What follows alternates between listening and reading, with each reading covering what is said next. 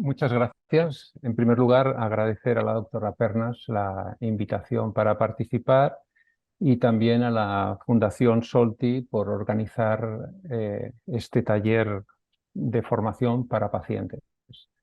Como ha indicado la doctora Pernas, efectivamente la charla tiene como título Ejercicio y cáncer de mama.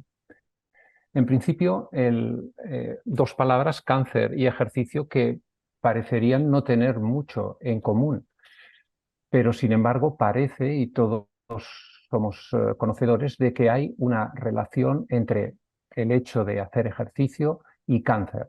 Y realmente la hay. Vamos a intentar solventar esta pequeña primera pregunta. Efectivamente, hay múltiples evidencias de que el riesgo de desarrollar un cáncer invasivo es menor según la actividad física que se realice. Y esto no solo para la patología que hoy vamos a hablar, sino para múltiples cánceres, desde cáncer renal, gástrico, esofágico, de endometrio, de colon. Vemos que hay una relación poderosa entre el hecho de hacer actividad física y el poder desarrollar un cáncer invasivo. Y en concreto, en el cáncer de mama, observamos que esta reducción del riesgo relativo en las personas que han hecho ejercicio respecto al diagnóstico, estamos hablando del ejercicio antes del diagnóstico, puede haber una reducción entre el 12 y hasta el 21%. Y lo que es interesante, e intentaremos luego insistir sobre ello, es que además hay una cierta relación con la dosis. Es mayor la protección si esa intensidad ha sido un poco más importante. Y en segundo lugar, vemos que realmente hay un margen de reducción muy amplio, desde el 12 hasta el 21%. Esto tiene que ver también con los mecanismos por los cuales el ejercicio podría actuar, puesto que va a haber un grupo poblacional en el cual va a ser más beneficiado, fundamentalmente, como veremos luego, en las mujeres posmenopáusicas. Por lo tanto, si esto es así, tendría que haber un acuerdo en sociedades importantes como la estadounidense para el cáncer. Y en esta sociedad lo que nos dice es que más del 15% de las muertes por cáncer se relacionan con el estilo de vida, y lo cual es un porcentaje realmente importante. Y dentro del estilo de vida, sin lugar a dudas, estaría el ejercicio. Y dar un paso más, esta sociedad, y nos empieza a dar recetas y recomienda entre 150 y hasta 300 minutos de ejercicio a la semana a una intensidad moderada. También intentaremos ver qué significa 150 300 y sobre todo la intensidad moderada, porque realmente es un consejo relativamente laxo. Estamos hablando de hacer de 2 horas y media hasta exactamente el doble, 5 horas a la semana. Lo iremos comentando. Pero sí queda en el paso de recomendar esta intensidad y esta duración de ese ejercicio. A partir de aquí, la primera pregunta la podemos tener más o menos resuelta. El ejercicio y el cáncer de mama tienen una relación beneficiosa para la paciente. Por lo menos, como hemos visto, hasta el momento del diagnóstico. Lo que vamos a intentar ahora es ver, en primer lugar, por qué, cuál es la razón de esta relación beneficiosa, en primer lugar. En segundo lugar, la pregunta que nos tendríamos que hacer es ¿cuándo hacer esa actividad física? Parece que haberla hecho antes puede ser beneficioso, pero ¿es beneficioso hacerla una vez que se ha producido el diagnóstico, durante el tratamiento, después del tratamiento? También tendremos que intentar darle algún tipo de contestación a esta pregunta. Y en tercer lugar, ¿es controlable el efecto de este ejercicio? Podemos hablar de dosis, podemos insinuar periodicidad de este ejercicio. Vamos a ir dando respuestas a estas preguntas. Y empezaremos con la primera. ¿Cuál es la razón o razones por las cuales el ejercicio puede tener ese efecto beneficioso en las pacientes que van a ser diagnosticadas o ya han sido diagnosticadas de cáncer de mama?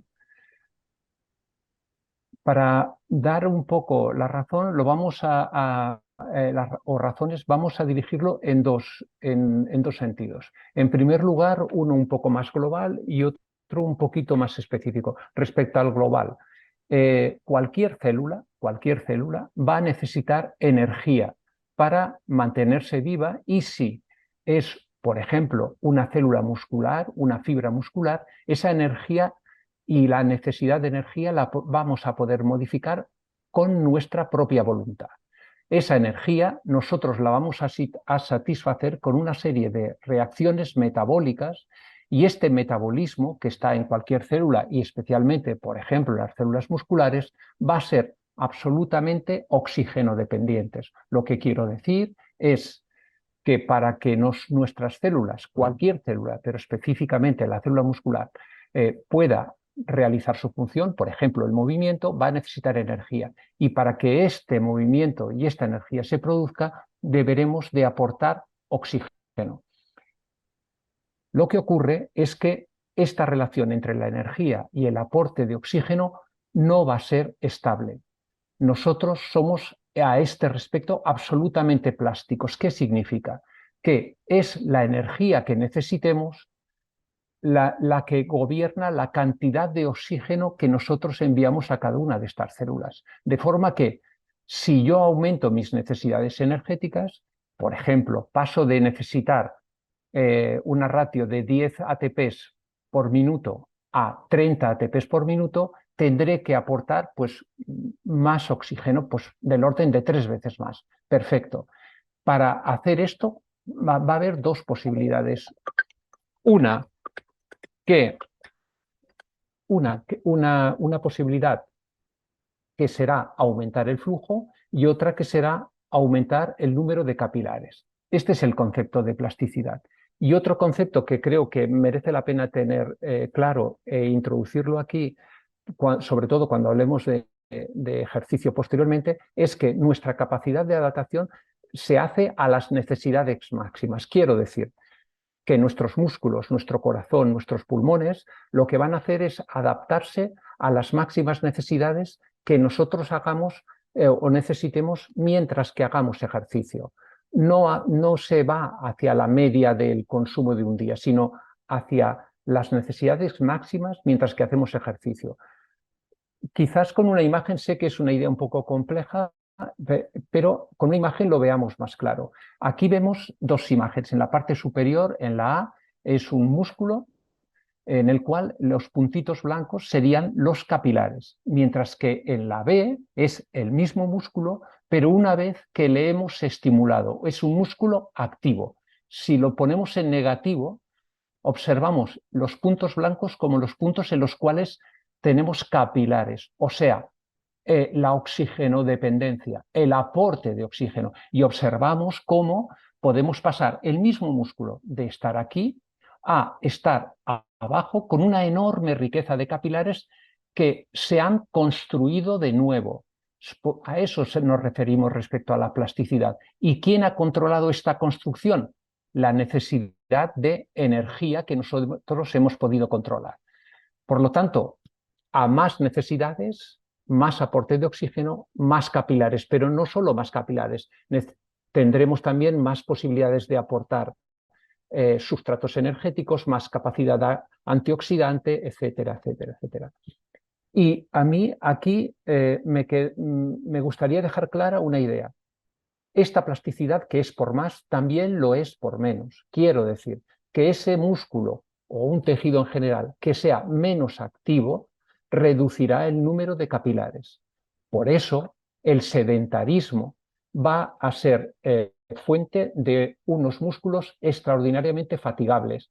Pero porque son menos fuertes y menos potentes, puede ser, pero sobre todo porque van a ser menos capaces de producir energía en el tiempo, porque no les llegará ese oxígeno. Por lo tanto, a mi primera idea que deberíamos de intentar fijar en esta tarde es que el sedentarismo habría que intentar proscribirlo, porque significa menor capacidad funcional, no solo de territorio muscular, sino de cualquier otro territorio. Y ¿cómo actuaría esto en un territorio donde se está desarrollando unas células tumorales? Bueno, en este esquema he pretendido dibujar de manera muy simple cómo podría progresar una tumoración, desde la aparición de una única célula a una tumoración franca eh, con múltiples células. Estas células tumorales tienen dos características. Una, son células de alta demanda energética, tienen un metabolismo elevado. Por lo tanto, si tienen un metabolismo elevado, van a poco desarrollar, vemos aquí, una mayor riqueza capilar. Y esta mayor riqueza capilar, que al final se convierte en una estructura importante vascular, permitirán el aporte a esa tumoración de más material plástico, de más sustratos energéticos, de mayor capacidad para que se desarrolle. Esto en primer lugar. Y en segundo lugar, en general, estas células además soportan mucho mejor el déficit de oxígeno. Se pueden mantener funcionantes en condiciones inapropiadas. Es una peculiaridad y una ventaja que les permite triunfar sobre las normales, que serían estas que están en verde, de manera que estas células empiezan a sufrir. ¿Qué aporte podría hacer el ejercicio en base a lo que hemos comentado de aumento de la cantidad de energía, etcétera, etcétera? Pues en primer lugar, que si nosotros estimulamos las células normales de manera reiterada, su metabolismo aeróbico, la capacidad para utilizar el oxígeno y de que le llegue el oxígeno será mayor, estará optimizada. Por lo tanto, serán capaces de enfrentarse a estas modificaciones locales. Esto en primer lugar. Pero en segundo lugar, cuando nosotros hacemos, en este caso, ejercicio, estaremos sometiendo de manera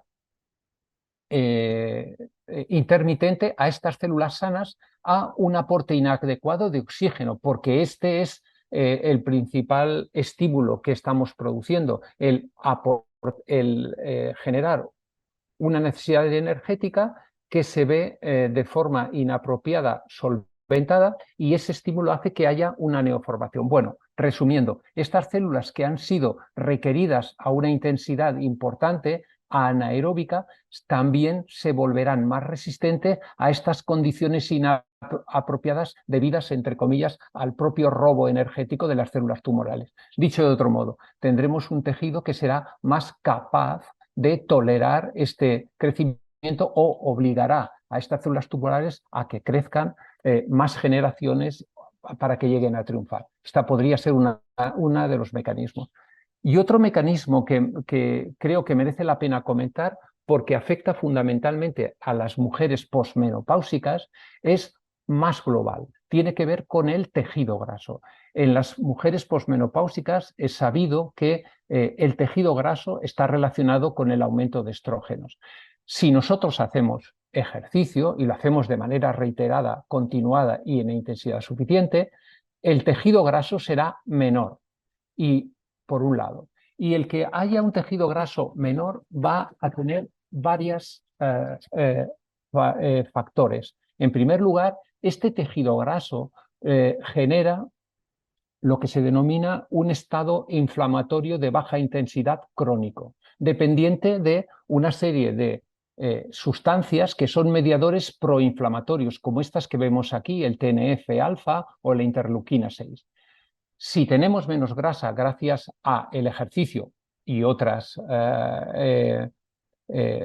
herramientas como puede ser una dieta adecuada, vamos a tener menos mediadores inflamatorios. Esto por un lado, pero además en los últimos años se ha comprobado que un músculo activo es capaz de generar otros mediadores, en este caso antiinflamatorios, que favorecerían que ese estado inflamatorio que favorecería muchas cosas sea menor. Esto por un lado. Y por el otro, por ejemplo, se beneficiarían otro tipo de células, en cuanto que la resistencia a la insulina sería menor. Por eso, esta es una de las vías por las cuales se plantea que el ejercicio, sobre todo en las mujeres posmenopáusicas, tendría un efecto más beneficioso. En aquel margen que hemos empezado del 12 al 21, estaríamos más cerca del 21. De acuerdo, ya más o menos hemos introducido un par de ideas de por qué, cuáles podrían ser los mecanismos. La segunda pregunta sería ¿cuándo? Ese cuándo es, ya hemos visto que, perdón, antes era beneficioso, pero también tras el diagnóstico, durante el tratamiento, después de haber acabado el tratamiento, el ejercicio podría ser beneficioso y simplemente traemos cuatro referencias. Una primera en la cual fundamentalmente nos dice que tras el diagnóstico, de manera global, hacer ejercicio mejora la capacidad funcional de las pacientes. Ya vemos que de una manera importante. Y, en segundo lugar, un síntoma que es bastante frecuente, como es la percepción de fatiga, se ve disminuida. Y estamos hablando de una cantidad importante. Este es un metaanálisis con 25 trabajos randomizados y controlados. Bueno, es interesante. Y en este sentido, un segundo trabajo en el cual efectivamente nos dice que, en este caso es un poco más o menos de la misma época, pero con 9 trabajos randomizados y controlados también, nos dice que la reducción en la fatiga respecto al control es realmente importante. Por lo tanto, parece que el ejercicio respecto a la fatiga es una buena herramienta. De hecho, es tan buena herramienta que las principales sociedades internacionales del cáncer, dentro del tratamiento respecto a la fatiga, la consideran como una de las principales herramientas para enfrentarse a esa fatiga. Y este trabajo es interesante por una peculiaridad, y es que habla de que los programas de actividad física supervisados, o sea, dirigidos, controlados por profesionales, tienen mejor efecto, en primer lugar. Y en segundo lugar, que aquellos programas que combinan más de un estímulo, por ejemplo, el trabajo aeróbico y la fuerza, son más efectivos. Por lo tanto, hasta aquí, y he de confesar que era donde yo tenía más claro lo que se había producido respecto al cáncer y el ejercicio, podemos decir que el ejercicio era bueno antes y se había demostrado del diagnóstico porque reducía el riesgo, uno, y dos, era beneficioso porque mejoraba la capacidad funcional de la paciente y reducía y era una buena herramienta frente a la fatiga. Lo que a mí personalmente, y esto se lo agradezco a la doctora Pernas al invitarme a participar, me ha sorprendido estos dos últimos aportes que creo que son interesantes y que merece la pena que se puedan comentar. El primer trabajo es un trabajo de este mismo año en el cual lo que se estudiaban eran mujeres diagnosticadas y que estaban recibiendo quimioterapia.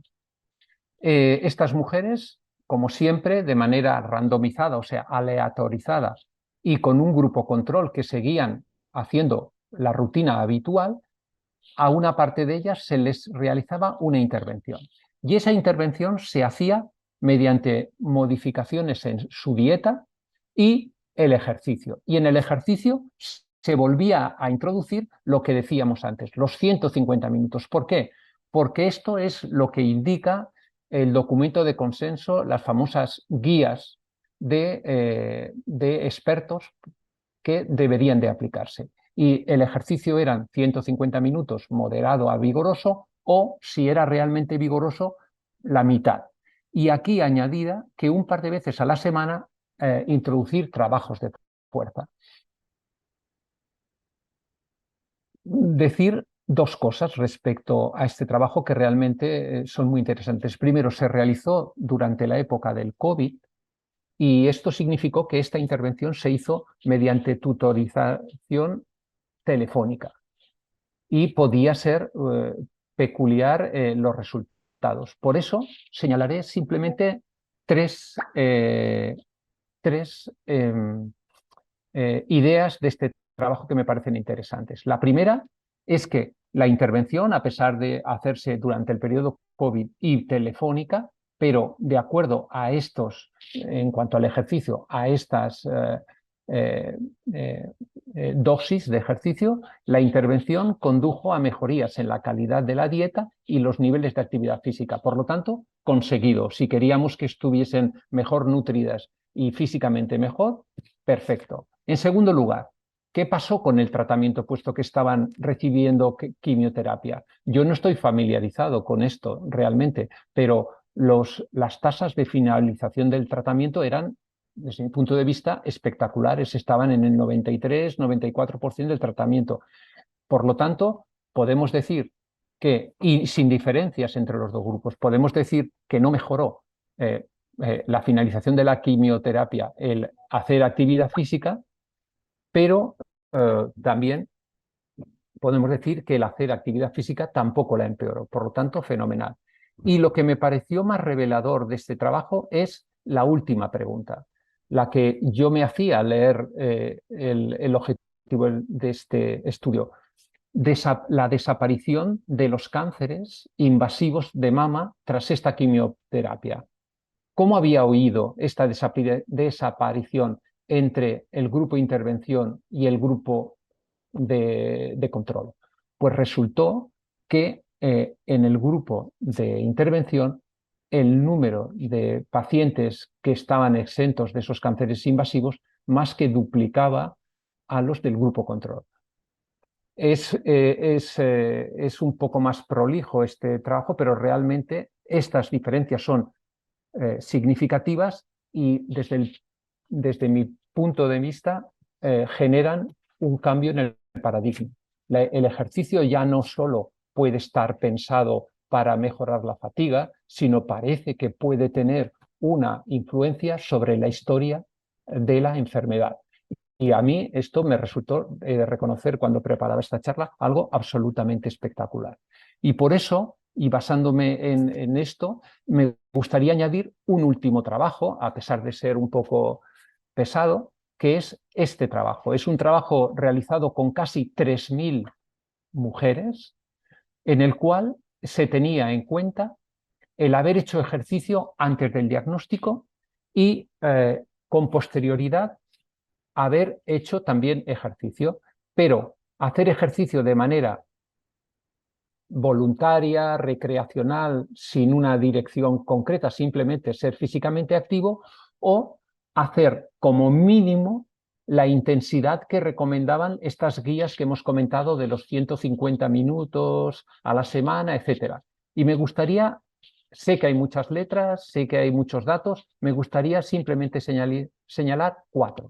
En primer lugar, para aquellas mujeres que antes del diagnóstico hacían actividad física y de manera libre pero regular, recreacional y semanal, y 2 años después de ese diagnóstico haciéndoles el seguimiento, en estas mujeres se encontraba menor recurrencia de la enfermedad y menor mortalidad por cualquier causa. Realmente es interesante porque redunda en lo que hemos comentado antes. Ya no estamos hablando solo de fatiga, de capacidad funcional, estamos hablando de historia de la enfermedad. ¿Y qué pasaba si se daba el paso a una dosis específica, la recomendada por los expertos?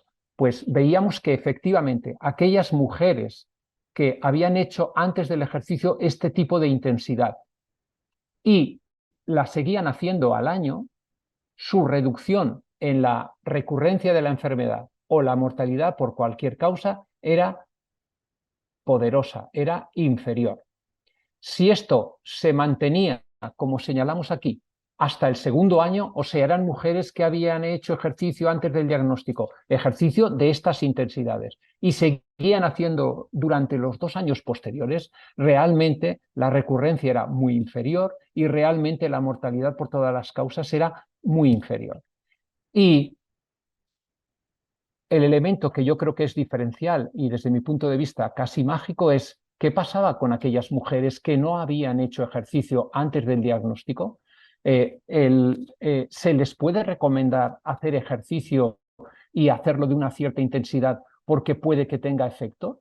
Pues efectivamente observamos aquí que en las mujeres que antes no habían hecho ejercicio antes del diagnóstico, pero que llevaban 2 años haciendo ejercicio tras el diagnóstico, eso sí, un ejercicio controlado, de suficiente intensidad y cantidad, habían reducido también la recurrencia de la enfermedad y la mortalidad por cualquier causa. Realmente, cuando yo decía que esta parte es la que de los últimos años ha generado un cambio en el paradigma, es realmente interesante, ¿de acuerdo? Y a partir de aquí, ¿es controlable este efecto? ¿Podemos hablar de dosis y periodización? Bueno, ya hemos insistido que 150 a 300 minutos parece una dosis que se está conformando como algo que puede ser interesante y que vemos que es beneficioso incluso sin práctica previa al diagnóstico. Por lo tanto, parece que lo podríamos aconsejar sin mucho miedo. Ahora bien, ¿se puede progresar? ¿Podemos optimizar las dosis? ¿Podemos hablar de cada cuánto tiempo hacemos el ejercicio? Probablemente en los próximos años serán una de las vías de investigación, ver dosis, modalidades y periodicidad. Pero un poco como colofón de lo que hemos ido comentando, sí que me gustaría, basado en lo que hemos expuesto y en la propia experiencia con otros grupos de cáncer de mama que hemos tenido la posibilidad y la oportunidad de colaborar, algunas ideas. En primer lugar, ¿el ejercicio es beneficioso? Sí, pero ha de ser suficiente. En cuanto a la intensidad, no vale con salir a pasear lentamente, a hablar con un amigo o una amiga, no. Tiene que haber una cierta intensidad, uno. Dos, tiene que con una limitación dentro de esto, que va a ser la propia fatiga y las molestias locales. Quiero decir, que va a tener que estar dependiente de no empeorar la fatiga y va a haber medidas para ello, ni molestias locales. Estoy pensando en lesiones óseas, etcétera. Los elementos locales, más que probablemente, tienen que estar bajo supervisión de su médico, de su oncólogo o oncóloga. Suficiente en cuanto al número de sesiones. ¿Qué significa? Hemos visto que cuando yo hago una sesión de entrenamiento, obligo a mi organismo a adaptarse a ese requerimiento. Pero en cuanto ese estímulo cesa, el organismo tiende a dejar de adaptarse. Por eso el número de sesiones es importante. Tiene que haber una buena periodicidad. En muchos de los trabajos se habla de 2, de 3 veces a la semana y algunos plantean ¿por qué no diario? Pues probablemente si planteamos que no ha de ser el mismo ejercicio, sino que ha de ser un ejercicio aeróbico de una cierta intensidad y duración, pero también trabajo de fuerza y algún otro tipo de trabajo complementario, pues podemos tener sesiones diferentes prácticamente a diario, que no tiene que ser una hora de esfuerzo, pueden ser unos pocos minutos. En tercer lugar, y esto yo creo que a veces se hace poco hincapié, es un tipo de actividad, este del ejercicio, donde el protagonismo es de la paciente. Es la paciente quien gobierna esta parte, entre comillas, del tratamiento. Y tiene que hacer dos cosas. Una, saber que es, entre comillas, su responsabilidad y ha de ser motivante, pero se ha de tratar con el suficiente cariño y cuidado para que no sea una fuente de presión más. Tiene que ser una posibilidad de reconocer la capacidad que tiene la propia paciente para gestionar su patología. Y un par de temas más. En primer lugar, respecto al tipo. Cualquier tipo de ejercicio, quiero decir, caminar, ir en bicicleta, remorgómetro o remar o natación, pues cualquiera, siempre y cuando haya número de sesiones suficientes e intensidad suficiente. Y hemos dicho que el mixto en el cual se introducía trabajo de equilibrio, de fuerza, probablemente sería más beneficioso. Y me gustaría, por nuestra experiencia, añadir un elemento más, la cognición. ¿Y qué quiero decir con la cognición? Nuestro cerebro también es capaz de adaptarse, se adapta. Y en el cerebro el concepto es un pelín diferente, se llama plasticidad. Pues bueno, en los momentos en los cuales nosotros hacemos ejercicio, se produce una secreción adrenérgica que hace especialmente plástica a nuestro sistema nervioso central, a los cambios. De hecho, ya se ha demostrado que hacer un ejercicio, incluso en adultos, favorece la mayor formación de dendritas, que favorecerían la interconexión entre neuronas. Por lo tanto, son beneficiosos el introducir este tipo de actividades cognitivas mientras que se hace ese ejercicio. Y por último, individual, pues sí, sí es más fácil hacerlo individual, pero también por nuestra experiencia me atrevería a decir que hacer alguna sesión grupal, bien con pacientes o bien con no pacientes, pero nuestra experiencia es que las sesiones presenciales que se hacían aquí en nuestro departamento, las mujeres que participaban en ellas con cáncer de mama, era una sesión que ayudaba desde otros puntos de vista que no tenía por qué ser físico. Aparte que desde el punto de vista físico siempre existe la competitividad que es beneficiosa si estamos buscando una cierta intensidad. Y por último, todos estos 5 pequeños consejos tienen que estar vinculados y engarzados de manera muy importante con para mí, el concepto primordial, porque lo hemos visto hace un momento. Hemos dicho que solo aquellos que habían hecho ejercicio, pero perduraban durante 2 años después haciendo ejercicio, tenían grandes beneficios. Pues bueno, esto es importante, la adherencia. No, no ha de ser 2 semanas, ni 4, ni 3 meses. Lo ideal es introducir una actividad que permanezca en el tiempo, porque los frutos a todos los niveles y también en la enfermedad se producirá pasado ese tiempo. Y como para finalizar, simplemente 3 ideas. En primer lugar, ejercicio y cáncer de mama, relación beneficiosa, tanto antes como durante la enfermedad. 1, 2. La dosis hemos dicho que tiene que ser una y hemos introducido esta que es muy matizable, pero estamos hablando de entre 2 horas y media y hasta 5 horas a la semana a una intensidad moderada, pero frente a esta intensidad, recuerdo lo que hemos comentado, sobre todo si no se puede llegar a estas intensidades, abominar del sedentarismo.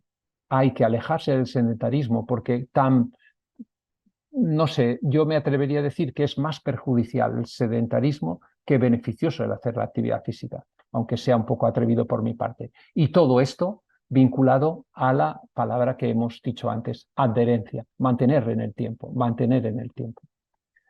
Y nada más. Muchas gracias.